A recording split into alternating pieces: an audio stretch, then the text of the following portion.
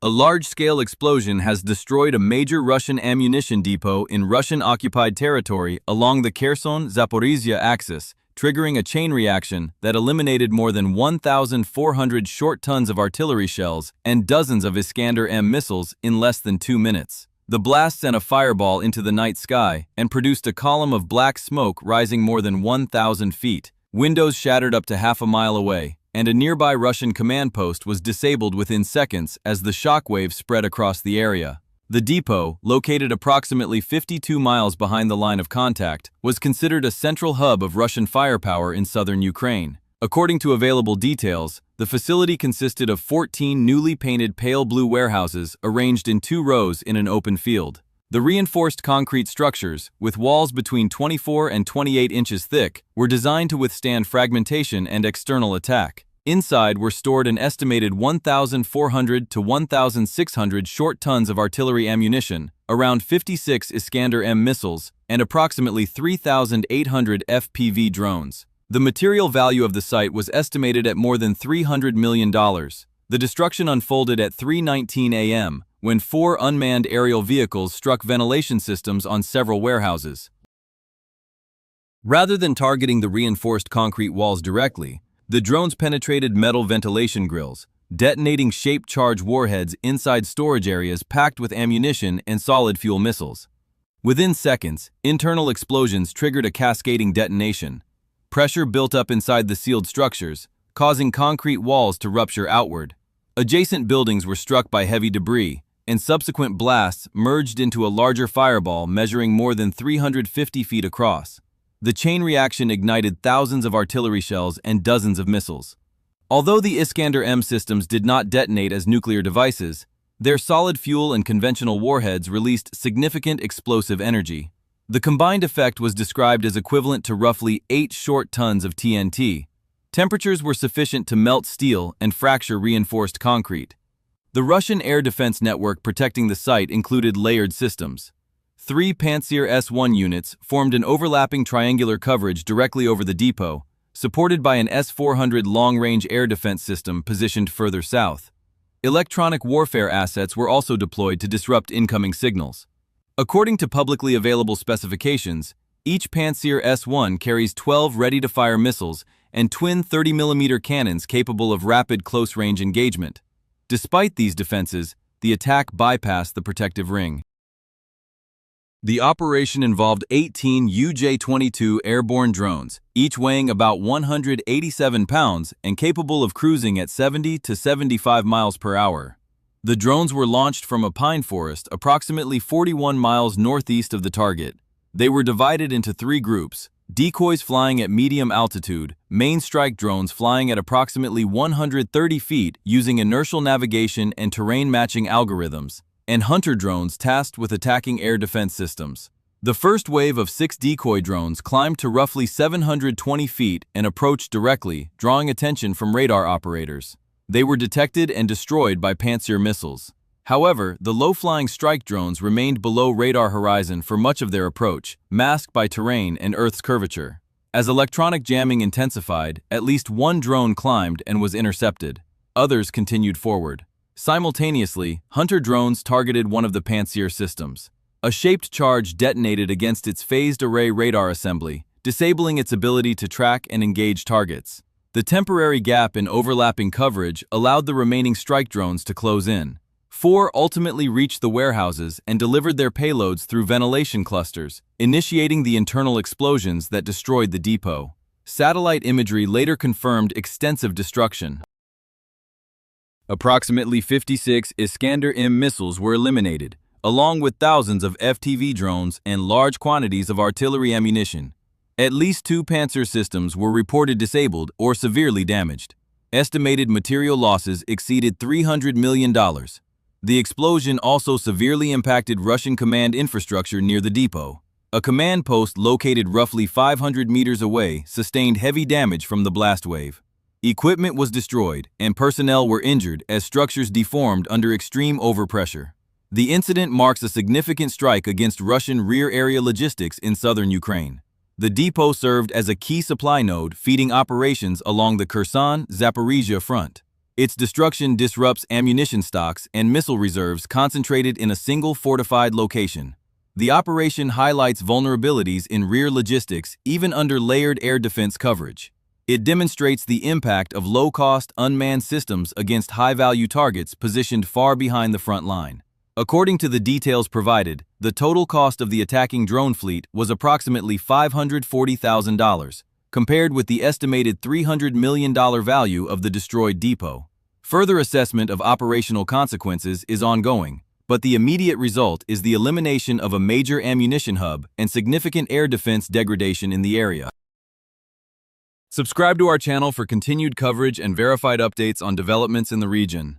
The operation that culminated in the destruction of the ammunition depot began 3 days earlier with satellite reconnaissance over occupied territory in the Kherson region.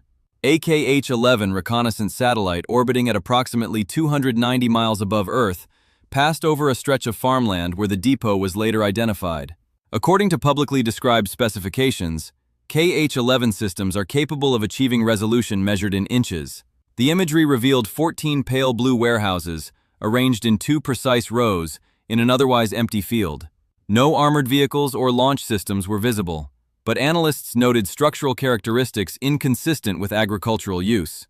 Inside Ukraine's military intelligence headquarters in Kyiv, imagery analysts reviewed the data. One anomaly drew attention. The warehouse roofs registered temperatures 6 to 7 degrees Fahrenheit cooler than the surrounding ground. The difference was not attributable to shadow. Analysts assessed the temperature variation as evidence of thermal inertia, consistent with thick reinforced concrete and industrial-scale climate control operating continuously beneath the roofs. The ventilation clusters visible on top of each structure indicated active exhaust systems. The assessment concluded that the site was not a grain facility, but a hardened ammunition storage complex. Further analysis identified the scale of the depot. Estimates place stored materiel at between 1,400 and 1,600 short tons of artillery shells, approximately 56 Iskander-M missiles, and around 3,800 FPV drones. The strategic importance of the location stemmed from its position supporting Russian operations along the Kherson-Zaporizhia axis. The site functioned as a consolidated hub feeding ammunition northward from Crimea through established supply corridors. While detection was achieved through satellite reconnaissance, the challenge remained striking a target 52 miles behind the line of contact. The defensive architecture included layered air defense, 3 Pantsir S-1 systems forming overlapping coverage directly above the warehouses, an S-400 long-range system positioned roughly 28 miles south near Skadovsk, and electronic warfare systems designed to saturate critical frequencies. Publicly available specifications describe the Pantsir S-1 as equipped with 12 ready-to-fire missiles and twin 30mm cannons capable of rapid response after detection. The S-400 system provides long-range surveillance and engagement capability using high-value interceptors. According to the operational outline, Ukraine lacked heavy bunker-penetrating munitions and did not possess air superiority in the region. Rather than attempting to breach reinforced concrete walls directly, planners focused on exploiting ventilation infrastructure. The approach relied on unmanned aerial vehicles carrying shaped charges intended to penetrate through exhaust grills and detonate inside enclosed storage spaces. At 6:14 a.m., approximately 72 hours before the strike, 3 CAM-AZ trucks departed near the M14 junction about 87 miles north of the target area. The vehicles bore the markings Agricultural Technical Repair Services. Documentation presented at checkpoints indicated the transport of road maintenance equipment. In reality, beneath civilian cargo and shock-absorbing foam were 18 UJ-22 airborne drones with detachable wings. Each drone weighed approximately 187 pounds and had a wingspan of nearly 11 feet when assembled. Cruise speed was estimated at 70 to 75 miles per hour. Each carried a roughly 44-pound shape-charged PBX warhead. Over the next 48 hours, the convoy passed 5 Russian checkpoints.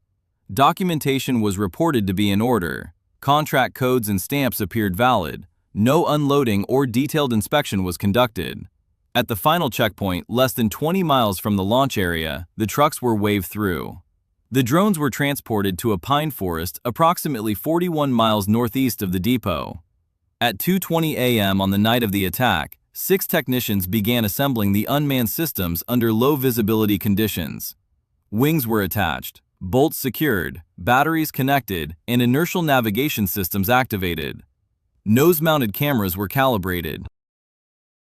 Target coordinates and flight corridors were uploaded via encrypted satellite links. The drones were assigned roles, 6 as decoys, 8 as primary strike units, and 4 as hunter platforms targeting air defense assets. At 2:47 a.m., all 18 drones lifted off in sequence. The decoys climbed to roughly 720 feet and advanced directly toward the target area, broadcasting open navigation signals to ensure early detection. The 8 primary strike drones flew at approximately 130 feet above ground level, with GPS disabled, relying instead on inertial guidance combined with terrain-matching visual algorithms. The 4 hunter drones maintained an altitude of about 300 feet, positioned to engage Pantsir batteries once air defense systems activated. At 3:11 a.m., radar operators at the Russian Air Defense Command Post in Nova Kakhovka detected 6 moderate-altitude tracks approaching from the north. Lieutenant Colonel Dmitry Sokolov, positioned before a Pantsir S-1 radar display, ordered electro-optical confirmation before authorizing engagement.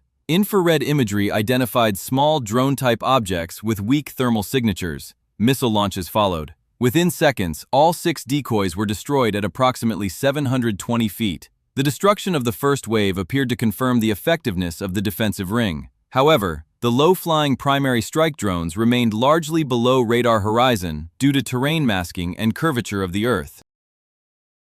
As electronic jamming intensified, one drone experienced navigational drift and climbed slightly, exposing itself to detection and interception. It was destroyed by a Pantsir missile. Meanwhile, the S-400 system near Skadovsk briefly tracked the decoys before they were eliminated. When the low-altitude drones approached, radar returns were intermittent and masked by ground clutter. The engagement threshold for launching a long-range 40N6 interceptor missile was not met. At 3:16 a.m., the hunter drones initiated their phase. One climbed deliberately to increase radar cross-section, prompting engagement by a Western Pantsir unit. During the intercept sequence, 2 additional hunter drones approached from offset vectors at close range. Cannon fire destroyed one. The second impacted the phased array radar assembly of the Pantsir system. The shaped charge penetrated protective housing and damaged the electronic core, disabling tracking capability. For several dozen seconds, overlapping coverage was reduced, creating a narrow gap in the defensive geometry. Subsequent hunter drones were destroyed, but the temporary disruption allowed remaining primary strike drones to close distance. At 3:18 a.m., Russian operators intensified cannon fire from the 2 remaining operational Pantsir systems, creating dense 30mm tracer curtains at low altitude. 3 drones deliberately exposed themselves to draw fire and were destroyed. 4 continued forward. At 3:19 a.m., with distance collapsing to less than 1 mile, one remaining missile was launched in a final attempt. The interceptor detonated behind its target. Moments later, the 4 drones struck ventilation clusters on warehouses numbered 3, 7, and 11. 3 penetrations resulted in internal detonations. The sequence that followed led to the destruction described in Part 1. The core of the event was defined by timing, altitude management, and exploitation of structural vulnerabilities within a heavily defended logistics hub. In the aftermath of the explosion, satellite imagery and field assessments confirmed the scale of destruction at the ammunition depot in the Kherson region. Large sections of the warehouse complex were reduced to debris fields. Roof structures were torn away, concrete walls were fractured outward, and burn scars extended across the surrounding farmland. A dense smoke column was visible rising more than 1,000 feet into the night sky, marking the site for miles across southern Ukraine. According to the post-strike assessment, approximately 56 Iskander-M missiles stored at the facility were eliminated. In addition, more than 1,400 short tons of artillery ammunition detonated in a sustained chain reaction. Thousands of FPV drones held in storage were destroyed by fire. The total estimated material loss exceeded $300 million. At least 2 Pantsir S-1 air defense systems positioned in the protective triangle over the depot were reported disabled or severely damaged, including one unit that lost its phased array radar assembly after direct impact by a shaped-charged drone. The immediate operational consequence was the removal of what had been described as the primary ammunition hub supporting Russian firepower along the Kherson-Zaporizhia axis. The depot's location, 52 miles behind the line of contact, allowed for centralized stockpiling and rapid distribution northward from Crimea through established supply corridors. Its destruction disrupts concentrated reserves of artillery shells and short-range ballistic missiles previously available for operations in southern Ukraine. The Russian command post, located approximately 500 meters from the warehouses, sustained significant blast damage. Shock waves from the cascading detonations shattered windows, toppled equipment, and deformed structural elements. Personnel inside were thrown from their positions as overpressure struck the building. Lieutenant Colonel Dmitry Sokolov, identified as present at the Air Defense Command Station, was reported severely injured when the structure convulsed under the force of the explosion. The defensive architecture in the immediate vicinity was rendered inoperative within minutes of the initial internal detonations. The sequence of explosions lasted less than 2 minutes, from the first internal penetration to full structural collapse of multiple warehouses. Concrete walls designed to absorb external fragmentation instead contained the shock waves long enough to amplify internal pressure before rupture.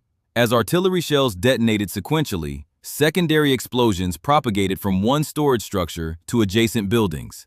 Dozens of Iskander-M missiles undergoing maintenance cycles ignited as solid fuel, and conventional warheads released additional energy. Although no nuclear payloads were involved, the release of solid propellant and explosives intensified the fireball and shockwave. The strike highlights the vulnerability of concentrated rear-area logistics nodes, even when protected by layered air defense systems.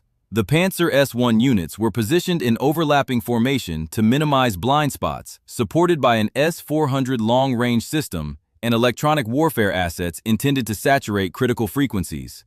Publicly described specifications indicate rapid reaction capability for the Panzer's missile and cannon systems.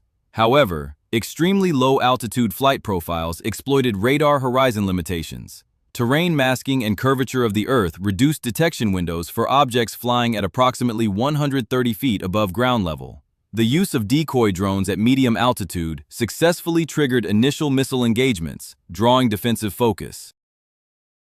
Hunter drones then targeted air defense sensors directly, disabling at least one radar node and creating a temporary coverage gap.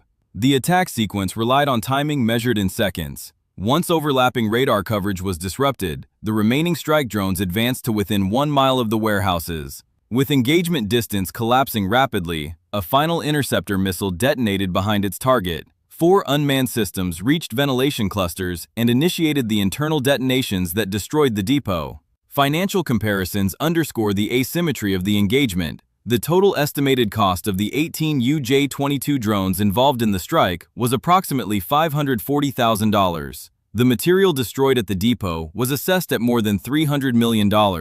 In addition to munitions, at least 2 high-value air defense systems were neutralized or severely degraded. The destruction of this logistics hub alters supply calculations along the southern front. Centralized ammunition storage offers efficiency in distribution, but increases exposure if penetrated. Dispersal across multiple smaller sites reduces concentration risk, but complicates transport and coordination. The incident underscores the strategic importance of rear-area infrastructure in sustaining frontline operations. Electronic warfare measures implemented during the attack saturated critical frequency bands, distorting GPS signals and forcing reliance on inertial navigation.